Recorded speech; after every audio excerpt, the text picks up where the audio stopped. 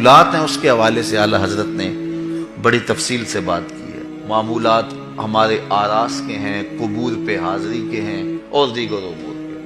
بلکہ قبور کی حاضری کے حوالے سے اعلیٰ حضرت نے کتنا واضح اور دو ٹوک موقف بیان فرمایا کہ زیارت قبور بالاتفاق جائز ہے، اس میں کوئی دوسری رائے نہیں ہے۔ قبروں کی زیارت کے لیے حضور نے خود حکم دیا، فرمایا کہ کنت نہیتکم عن زیارت القبور فزوروها، میں تمہیں قبروں پر جانے سے روکا کرتا تھا۔ ایک زمانہ تھا حضور نے منع کیا کیونکہ اس وقت مشرکین کی قبریں تھیں۔ پھر اس کے بعد جب جنت البقیع بنی اور اس طرح مختلف جگہوں پہ مسلمانوں کی قبریں بنی تو پھر حکم دے دیا، کیوں؟ لأنها تذکر الآخرہ، اس لیے قبریں آخرت کی یاد دلاتی ہیں۔ تو قبروں کی زیارت بالاتفاق جائز ہے، لیکن اس کے اندر یہ فرق کر دیا کہ یہ مردوں کے لیے جائز ہے، عورتوں کے لیے حضور علیہ الصلوۃ والسلام کی قبر انور کی حاضری حضور کی شفاعت کا سبب بن رہی ہے۔ اس کے علاوہ حضور علیہ السلام کا فرمان ہے لعن رسول اللہ زوارات القبور، قبروں پر جانے والی عورتوں پہ رسول اللہ نے لعنت کی ہے۔ اور اس پر علماء نے لکھا ہے کہ جو فزوروہا کی اجازت ہے، کیا اس میں عورتیں شامل ہیں یا نہیں شامل ہیں؟ تو ایک کثیر طبقہ کہتا ہے کہ عورتیں شامل نہیں ہیں، اور جو ان کو شامل مانتا ہے اس کو بھی شرائط سے مانتا ہے۔ ایک تو محرم کے ساتھ جائیں، دوسرا وہاں اختلاط مرد و زن نہ ہو، اور تیسری شرط یہ ہے کہ عورتیں جزا فضا نہ کریں، واویلا نہ کریں، جس طرح عورتوں کے اندر جو ہے وہ صبر کی کمی ہوتی ہے مردوں کی نسبت۔ تو اگر ان شرائط کو پورا کیا جاتا ہے تو پھر جو ہے وہ مخصوص جگہوں پہ عورتوں کا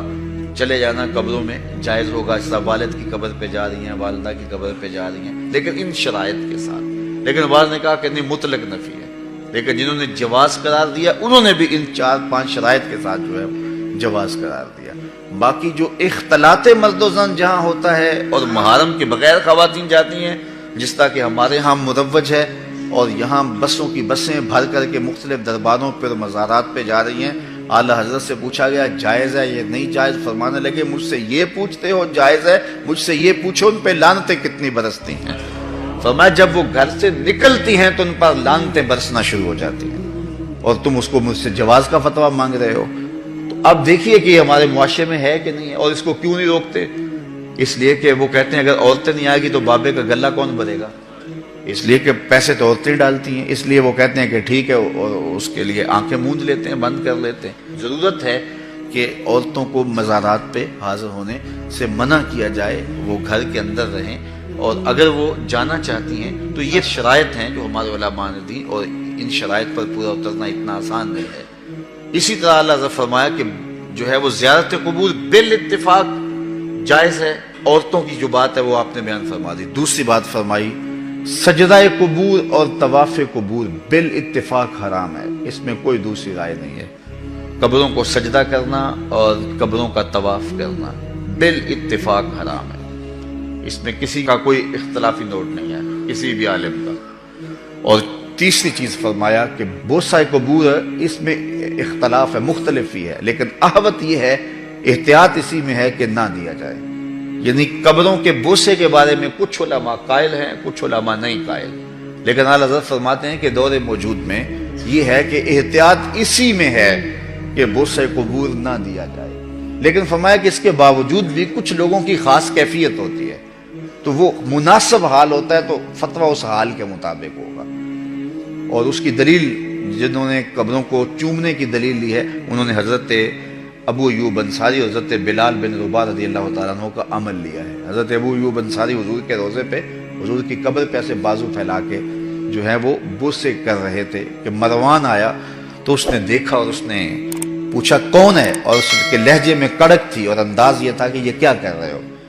تو جو شخص اس طرح قبر پہ لیٹا ہوا تھا اس نے سر اٹھایا، فائزہ ہوا شیخ ابو ایوب انصاری۔ تو سر اٹھانے والے حضرت ابو ایوب انصاری صحابی رسول تھے، تو مروان کی آنکھوں میں آنکھیں ڈال کے کہنے لگے میں کسی پتھر کو نہیں پوج رہا، اپنے آقا کی قبر کو چوم رہا۔ تو یہ دلیل انہوں نے لی ہے، لیکن یہ